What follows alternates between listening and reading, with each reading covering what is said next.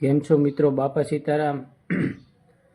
આ ચકલી જોવો, તમે ચકલી જોઈ રહ્યા છો, એ ઇન્જર થઈ ગયેલી છે। હજી તો ખીહર આવી નથી, તો આ ચકલા ઇન્જર થવા માંડ્યા છે। તો મારી બે હાથ જોડીને બધાને એટલી વિનંતી છે કે તમારા ઘરે ચકલીનો માળો આવે એ મૂકો, પાણીનું કુંડું મૂકો, અને ચકલીને ચણવાનું જે બોક્સ મળે છે, તૈયાર મળે છે, એવું લાવીને મૂકો, જેથી કરીને ચકલા છે ને ચણવા માટે બહુ બહાર ન જાય। હજી તો ખીયર નથી આવી, તો બિચારા ચકલા જો ઇન્જર થવા માંડ્યા।